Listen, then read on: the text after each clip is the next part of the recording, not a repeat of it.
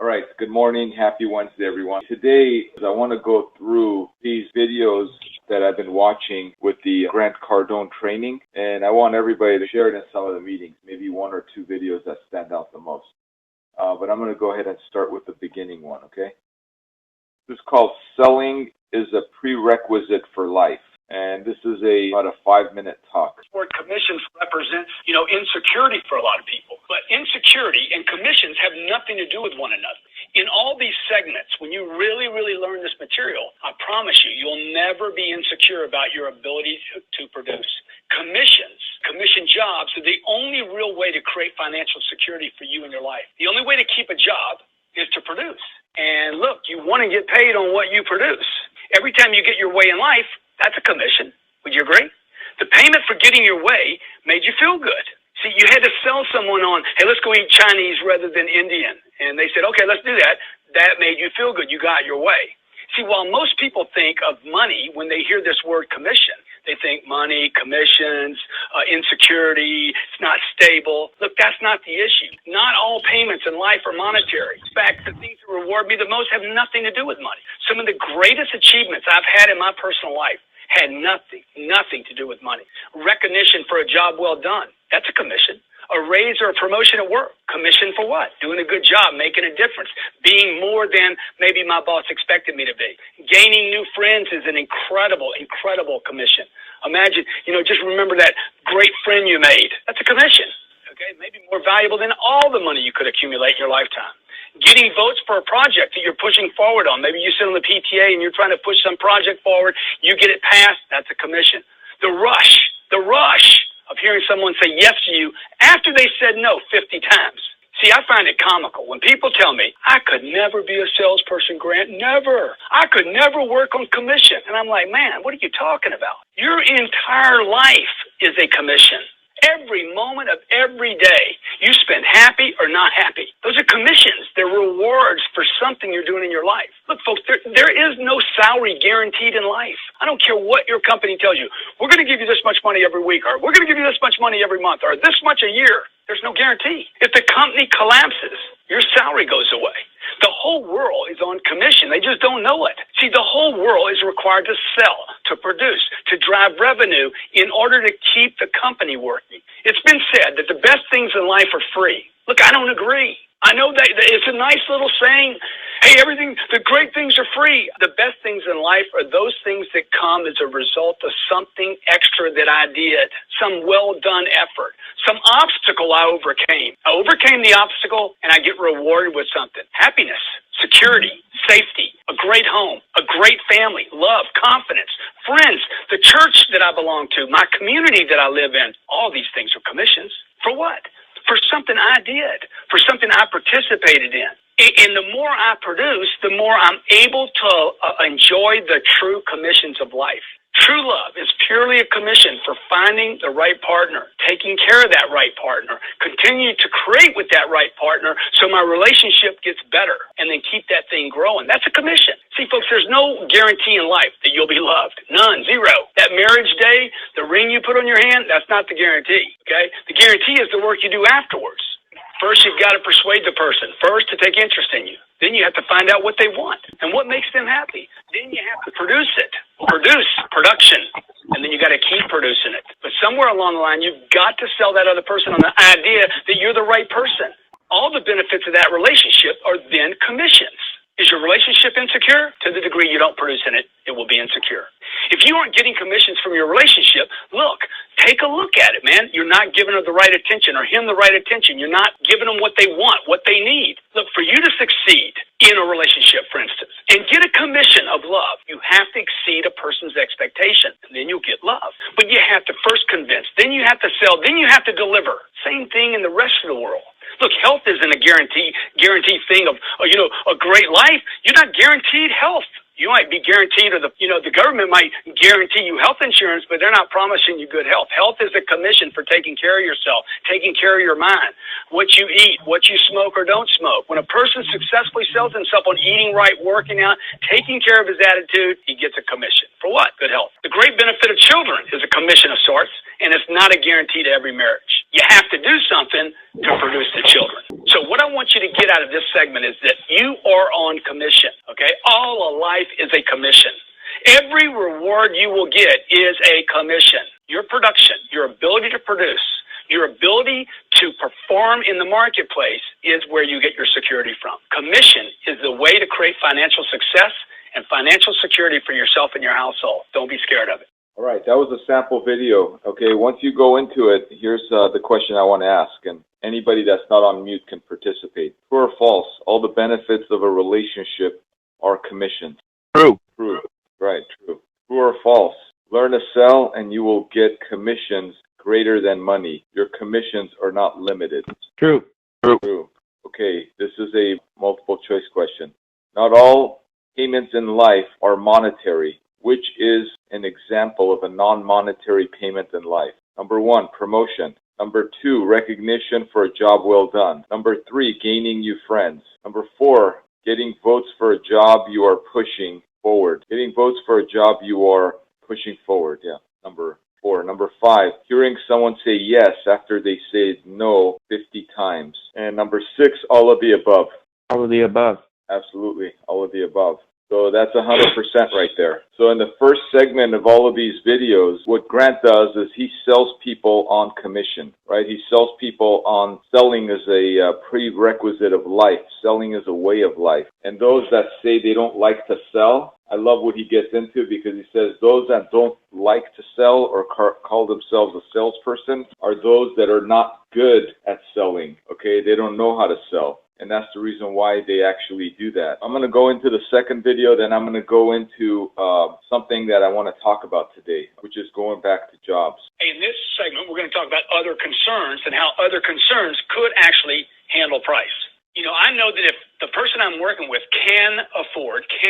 has the funds available to buy my product or service, but is not buying my product or service and continues to harp and focus on the money. It's the money, it's the money, it's the money. I always realize that this buyer, this opportunity has some other concerns that have to be handled. Or there is something else I don't know as to why he is actually making this purchase. So while your customer may be objecting to price, okay, or the budget or the terms, know there's something else that you possibly don't know. Now I'm going to run through these. You can always go back and play this segment, but you want to get this, and you can always resort to the PDF file on it. Is this the right product? That's what he's thinking. She's thinking, is there a better product than this product for us? Is this the right proposal? Terms, the payments, the interest rate, not just... So what he's saying in our language, guys, is, do I really need it done, right? They're not 100% convinced. And is this the right company to do it? Is this the right price? Is this the right people? Are they going to do a good job? This is what people are thinking. The other parts of the proposal. Will this truly solve our problem? Big concern for people today. Will my people use it? Will I use it? I don't want to go on another diet. The last 3 didn't work, so I don't want to buy the diet program. Why? Because I didn't use the last 3. So you got to resolve that. Yeah, the last 3 plumbers weren't all that good. They didn't tell me the right thing. Are these guys really telling me the truth? So you got to translate it in our language a little bit. Everything falls into place. These are other concerns. What will other people think about me doing this? People buy stuff every day. They won't even tell anybody because they're like ashamed of what they bought. Is this something I'm going to really use and enjoy? Or is it going to just sit in the closet and never be used? Will this company really take care of us and service us? The last 2 companies didn't. Are they going to be different? People need to be reassured of that. Another concern. Am I better off buying some other product? Most of you right now think that you're in competition with the other person that sells exactly the same product you sell. This is incorrect. You are in competition today with the entire world and everything that is being sold. Okay, I could buy a $60,000 car, or I could take that money and buy a golf membership. Okay, which one am I going to do? I'm not going to do both right now. I'm going to do one or the other. You understand? You're competing with the country club now, not just other car dealerships. Will something better come out next week? In the technology world, this happens all the time. Hey man, do I want to hold off on 3 months for this, this Mac purchase? Maybe they're going to come out with a new product. I don't want to buy this car right now. Maybe next year is a better product. You see, these are other concerns. Do I know enough to make a decision? Do I need more data? Do I need to do more shopping? Do I have all the information? That's another concern. Should we get invested, or should we get our money invested in something else instead of this? Is this going to be a mistake like other decisions I've made? Another concern. Is this person going to let me down, or will this person even be here 3 months from now to help me and service me? See, if these considerations are handled, these other concerns, to your buyer's satisfaction, price will not be the biggest issue. The product or service that you're selling will obviously create different concerns for every decision maker. But trust me, regardless of what it is you sell, it almost never comes down to just price. To the degree that you understand that price is almost never the real issue, you will make money. You will be successful, and you will master this thing called selling. All right, I'll give you one example, and then we'll close this segment. Let's say a guy's buying a birthday present for his girl, for the love of his life, okay? He finds something he thinks his girlfriend will love. As soon as I give him a price on it, he says, oh, that's more than I can spend. So you have a problem. Other concerns. I can't afford it? Possibly, but I can assure you there's something else. See, what he's actually saying is that he isn't completely sold on that product. Is that possible? That he's saying, it's too much for that ring. He either doesn't love it himself, or he's not sure she will, or it won't solve whatever problem you don't know he's trying to solve yet. See, you got to get the right product for him that solves all of his problems. Then he'll pull the trigger, then he'll hook, and then he'll pay the price because it solves the problem. Address the other concerns, and price will not be the main issue. All right, these are 2 questions. True or false? When you hear price, look for the real problem. True. Okay, multiple choice question. If the customer can afford the product or service but isn't buying and is complaining about the price, you immediately realize, number 1, they are not a morning person. You should come back later. Number 2, you left the stove on at home and need to go. Number 3, you were selling them the wrong product. And number 4, they have other concerns that must be handled. 3.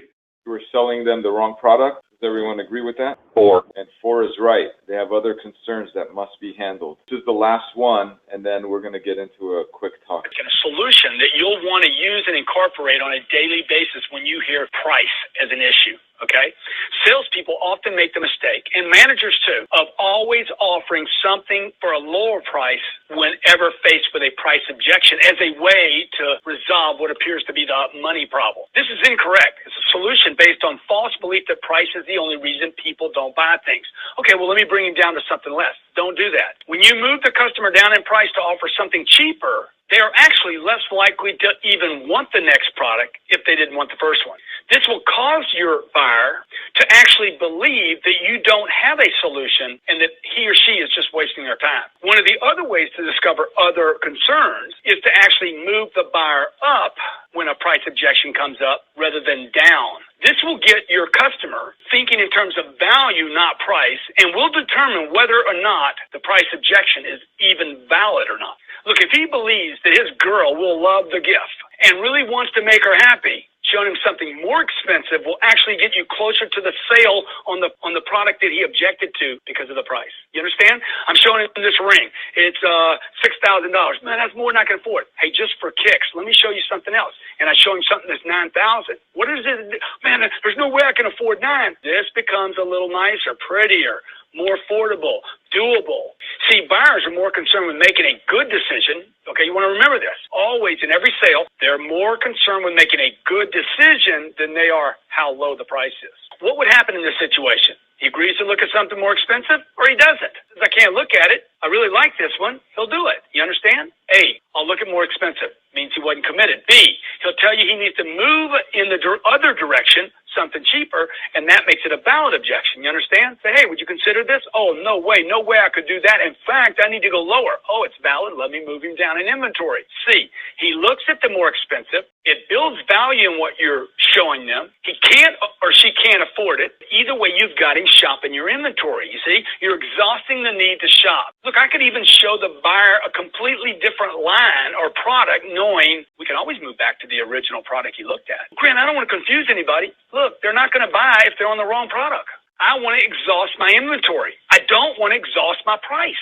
Okay, write this down. Exhaust your inventory. Don't exhaust your price or your margin. I remember a customer once told me that my product was too much money, and I was unable to close because he kept telling me it was too much money. He left me, went down the street, bought from my competition, did not buy the same product that I was showing him. He bought a product that was $150,000 more expensive than what I was offering. Okay? Now, what happened? Oh, selling the wrong product. I wasn't solving his problems. He said, too much, Grant. It was too much money, Grant, to me, and went and spent another $150,000. Why? He was telling me it was too much for that product. Look, you lose as many customers to more expensive products as you lose customers to less expensive products. Grant, my competition's beating all my deals. They can't beat every one of your deals. It's impossible. This is a wrong think. Hey, look, when I can't close a sale because of money, I always think, first thing, move them up. Move the guy up as the first solution, not a later solution, not next week. Move them up as a way to validate my price objection. Although this may not make immediate sense to you, you might be, it's nuts, Grant, you're nuts. Well, I am nuts. I agree with that. Promise you, this will prove successful. At least they'll consider it. If they do, hey, yeah, I'd look at that, Grant. What? I know I'm on a product that they're still in question about. Look, it's called closing with inventory. You're using inventory to close. You're exhausting inventory, not your gross margin. I've had thousands of customers tell me either, look, it's too much money, I'm over budget. They get all uncomfortable and freak out about the money like it's, the security of their lifetime. They get that look on their face. I immediately move the buyer up to a more expensive product. Why? Because they're telling me it's too much money for that product. It's too much money for that service. It didn't resolve their problem. You get it? Your buyer would rather pay more than pay less and make a mistake. I promise you. I can validate this with products bought. Entry-level products are typically traded faster than higher-level products that are loaded up. Every customer's made mistakes before. This is the number one reason why people hesitate on making decisions. Your problem with a sale is the decision, not the price. It's the fear of repeating mistakes. It's the angst of making the wrong choice or buying the wrong product or making a bad decision that might not create a solution they were looking for. So look, always show the buyer what? How they can spend more money, not just less, as a solution to price. So the worst outcome in this situation is the most expensive product or the more expensive product that you showed them could actually make the one they were looking at more accessible, more practical, more doable. See, this would actually build value and substantiate the price you were asking. So look, don't buy into the talk, into the gossip, the rumor of the other mediocre salespeople around you who believe price is the big issue. Price is the most important. If I could sell for less, I'd sell more. These people promote this idea so freely. They sell because they're sold on it that if price was lower, they'd sell more. It's not true, folks. It's not true. You cannot be Walmart's. Okay? It's baloney. All you have to do is look at their results to judge their advice. I'll give you an example, okay? I'm going to give you an example of how this worked for me, and then we'll get out of this segment, and I want you to go back out there and start trying this. One time, a charity asked me to help them out with some fundraising. They told me about this one qualified prospect they'd been working with. Man, this guy's tough, Grant. We've been working on him for a year, and he won't give us any money. And I said, is there any chance you're asking him for too little money? And the lady looked at me like, in shock. She's like, are you crazy? This guy's the cheapest person I've ever known. I said, yeah, you mind if I have a shot with him? In 3 minutes, okay, I took him up 10 times the amount they were asking him to contribute, okay? It was 10 grand, and I moved him to 100. It took 3 minutes to close the cycle. This is what happened. I said, look, why'd you give me 100 and you wouldn't give them 10? I said, you're a generous guy. You're totally behind this. He's like, Grant, I didn't think 10,000 would make a difference.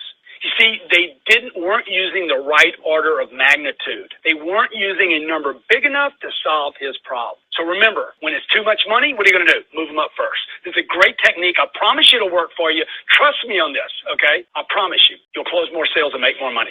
All right, this is a 3-question test right now. Let me get into the first one. True or false? Buyers are more concerned with making a good decision than they are about getting the best price. True. True, correct. True or false? The buyer would rather pay more and make the right decision than pay less and make a mistake. True. True. True. True. Based on the false belief that price is the reason that people don't buy things, what incorrect solution do salespeople offer when faced with price objections? A, offering the product or service for a lower price. B, freezing up and losing the sale. C, telling the customer they don't know what they are talking about. D, taking out their wallet and sharing family photos. A, offering the product for a lower price. So they immediately drop the price. So what I learned in this segment is that the reason why we leave people options, right? Because you always have a higher price solution. So you do move people up. When people see the different prices, they'll buy whatever they feel comfortable with. But then you have the ability to move them up, right? You have the ability to move them up. The next video I heard Grant talk about, which was really good, was people that buy are the people that you need to go back to and resell to.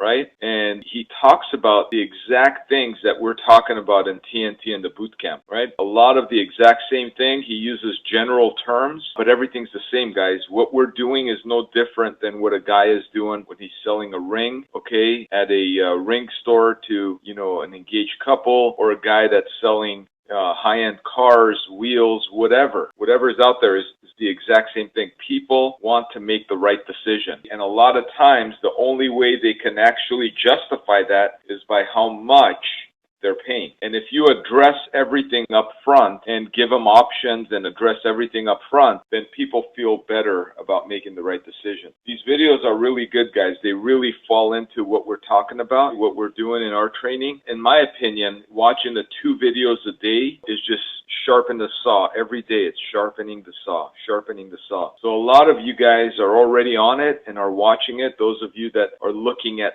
sales as a career, that are not afraid of taking the time or creating the habit of watching these videos. And after that, it takes massive action, and he talks about that as well. Right? You know, the reason I wanted to play it because I wanted to give you guys a quick understanding of what these 5-minute videos are like. And if you want to make more money, in my opinion, you will make more money if you take the time to sharpen the saw every single day. Okay, every single day. 2 videos a day, watch 2 videos a day, and go into writing them down. Take the time to watch them. They're only 5 minutes long. Write down what you've learned and go out there and practice it. Because here's the thing, guys. If you're taking notes, if you're watching these videos and taking notes, your comprehension is going to go up by 8 or 10 times. So to take 10 minutes a day to sharpen the saw every single day is going to make you better at your game. It's going to make everybody better. So if you're a technician and you want to be a channel leader one day, if you're a channel leader and you want to get your numbers up to where, you know, some of the high producing guys are at, wherever you're at right now in life, there's always something better. You're not at your greatest. You will never be at the top of your game because it just keeps moving up. Once upon a time, we thought $25,000 a month in a service van was being at top of your game. I mean, I could rewind and go back 20 years and tell you, man, guy does 25 grand in a truck. Wow. Now you do 25,000 in a truck, you're way below average. Way below average. Why is it? Because people got better.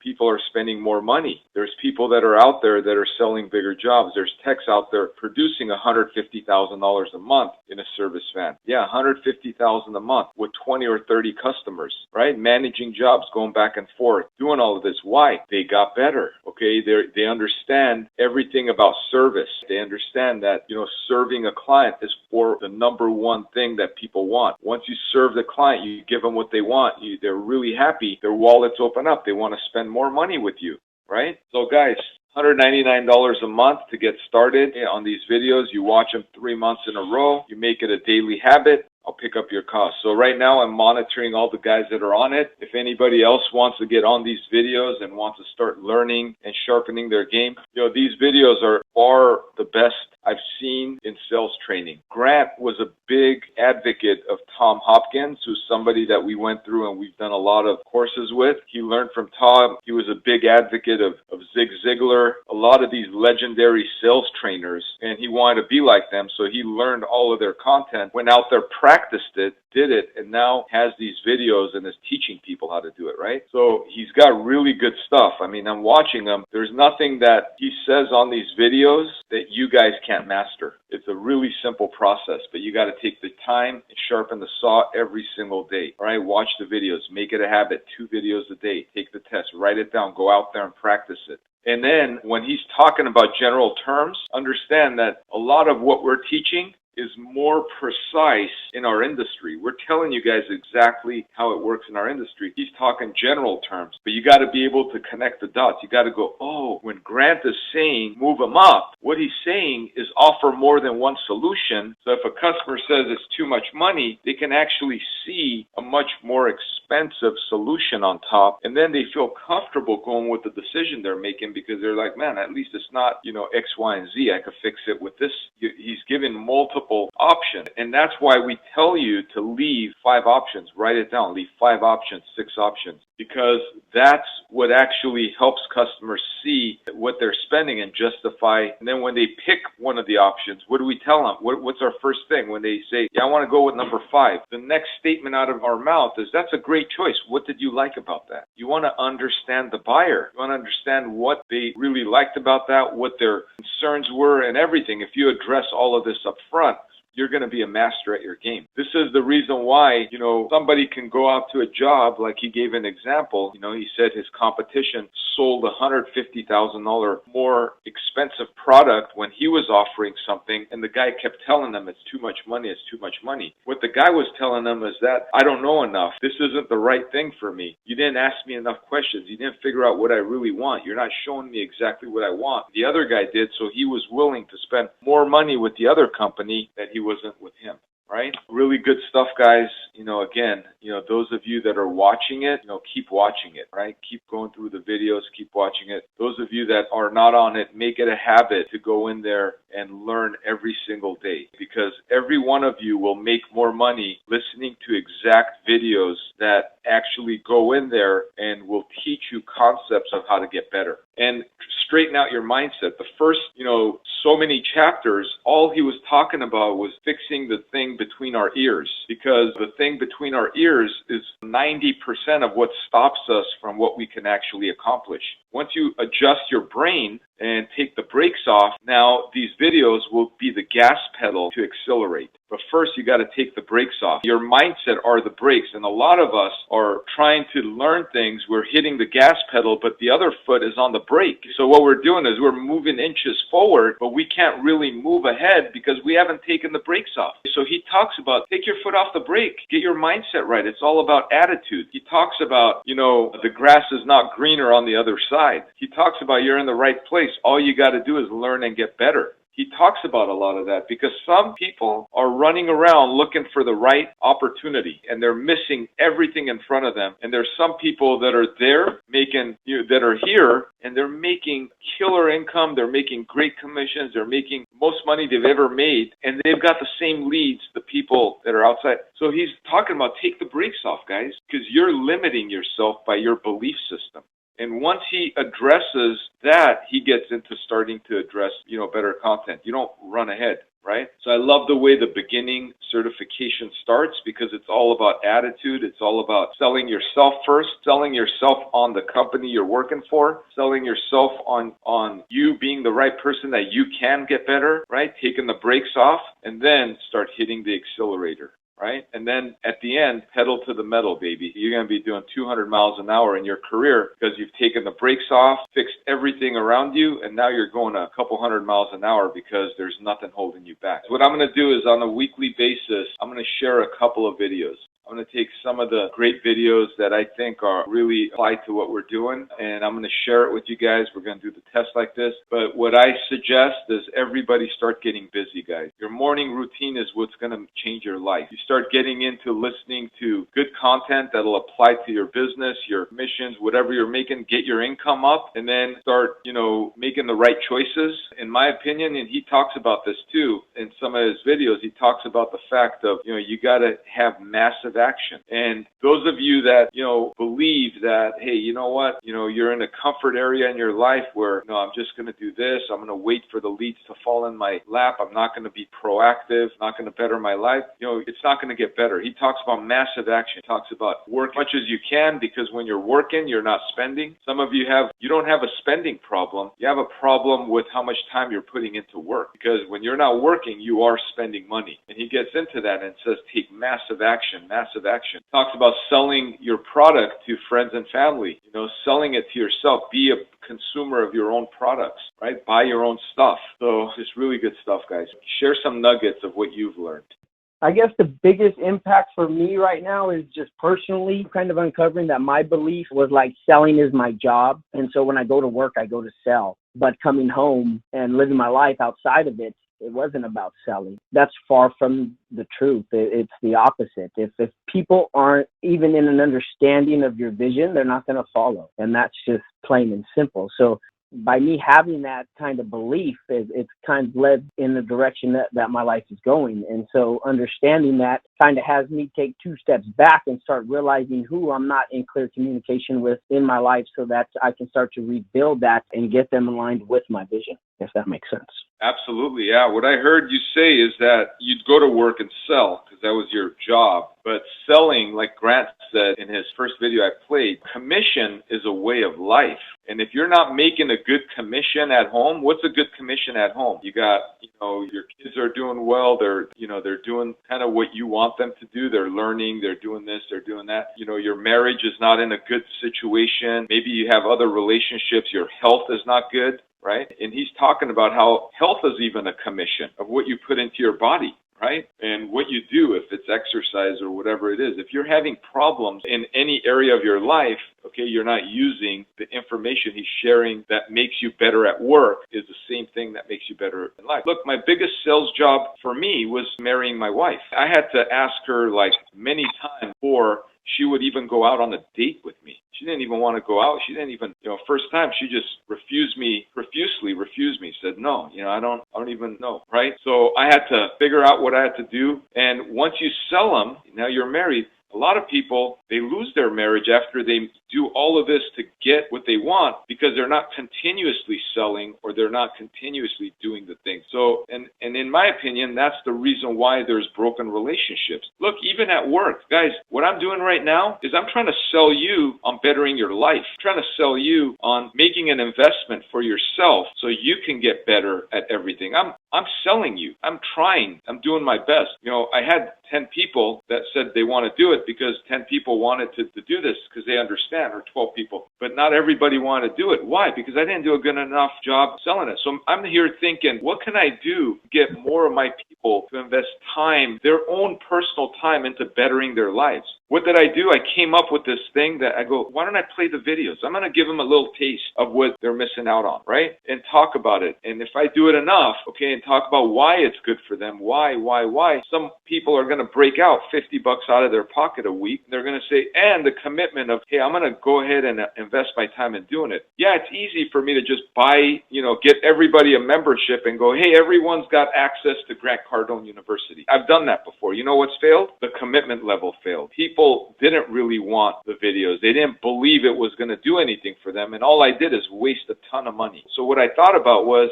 hey, if they're willing to spend a little money out of their pocket and make this a weekly habit, a daily habit to better their lives, boom, boom, sharpen the saw every single day, I'll spend the money. So that's exactly what we did. And that's why we're playing these videos now for everybody, right? I'm going to play them on a weekly basis, a couple videos until everybody sees the beauty of what they're missing out on, and then starts applying it in their life. Thank you, Nick, for sharing your experience with the videos and how it's actually impacting your life at home as well, because it's doing the same for me as well. I come home and I have to sell to my kids. I got my kids reading the books I wrote, and we do book clubs at home, and we talk about it at the end. I want them to know that, hey, you know what? You guys are my why, right?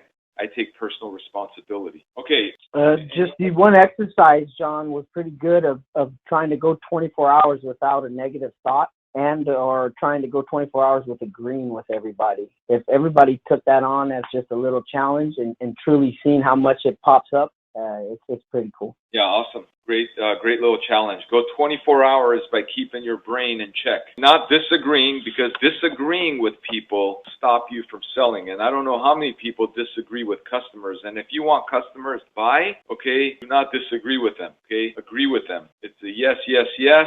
Eventually, when you keep talking to them, they'll start understanding and seeing what you're offering, and then they start buying. But, we learned that in the book, How to Win Friends and Influence People, that we read, many times, is that you're not going to win by disagreeing with people, right? You're not going to win by going out there and battling with them. Yeah, thank you. Thanks for sharing that too, Nick. Just want to remind everybody, guys, we need reviews. We need 5-star reviews. Please use Podium to, send out review requests to your customers, okay? Also pictures. Yeah, we need to have pictures taken of before and after. Need to be uploaded. I tell the guys to make sure we get a sticky note. We put the date, we put the customer's name and the address. I know that phones stamp it, but it just looks better. Take pictures. We need pictures of what we find and how we repaired it is something that we do the CYA. Do the right thing, take pictures. That's serving the client.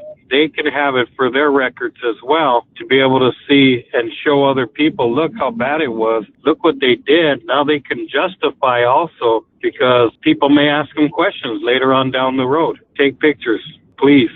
Thank you, Ron. It does, guys. It does really help ops leaders when you guys are taking pictures. It helps us. It helps John. It helps me. It helps everybody because, sometimes what happens is, people buy and then somebody will get in their head and they'll say, hey, you paid too much or whatever it is. Then they'll come in and they'll accuse us of, sometimes selling them something they don't need. But when you put pictures, before and after pictures, you can't believe what a difference it makes, guys. What a difference it makes. So people forget, but it starts reminding them of what you found, why the repair was what it was. So, like Ron said, please take pictures before and after, and also videos. If you're replacing sewer lines, take videos, before and after videos of the sewer line as well. Okay, because once the problem is gone, then people forget what they were looking at. So make sure that you're doing that. So we need reviews. We need 30-second client testimonials. Okay, just a 30-second video. What did you like about your service? Just videotape the client. You put your phone on a horizontal mode, right? So we could get a really nice, big video, and then send me the video. Text it over to me. And remember, guys, use the price books and sell the maintenance agreements as well. Offer the maintenance agreements to customers and make sure that whoever is buying a bigger job is also buying a maintenance, okay? Because it helps them save money. It'll help us retain the customer and keep going out there to offer them more services. Lastly, we're working on creating options. I know I've been really behind the 8 ball when it comes to creating that tab with all the options. I really need help from you guys. I need you guys to email me, some sample option of different problems, okay, and different type of options that you put together, because I need to start using those to start putting in the book. So what my goal is to take those and put those sample options, the ones you write over and over again. For example, for a kitchen sink, I got these options. For a bathroom sink backup, I got these options. For a toilet clog, I have these options. For XYZ, I have these options. For main sewer line, I have these options, right? So send me the options. What I'm going to do is I'm going to type them up really nicely, put an option tab in everybody's price books, and then I'm going to allow you guys to be able to access those so you can use it as an example of what type of options you can actually offer customers, right? Because the more options we have of different type of problems, even water heaters, guys, here's an option on a 40-gallon water heater, 6 options on a 40-gallon water heater. There's 6 options on a garbage disposal, right? Whatever the problem is, give me the options. I want to put it together because I want you guys to have that in there, because sometimes you forget, hey, what can I offer customers? Use that as an example to write it in your writing pad, right? And then show it to the customer. And then when they choose one of the options, then you could go click on there, you could have them sign it, you could choose the option and do that. Please send those to me as well, because I'm starting to gather that up, and my goal is to have that all available for you guys so it'll help you guys more in the field. Okay? All right, I'm going to read the blessing. May the roads rise up to meet you. May the wind always be at your back. May the sun shine soft upon your face, and may the rain fall soft upon your fields. And until we meet again, may God hold you in the hollow of his hand. Thank you, guys. Appreciate everything you're doing out there. Have a great day.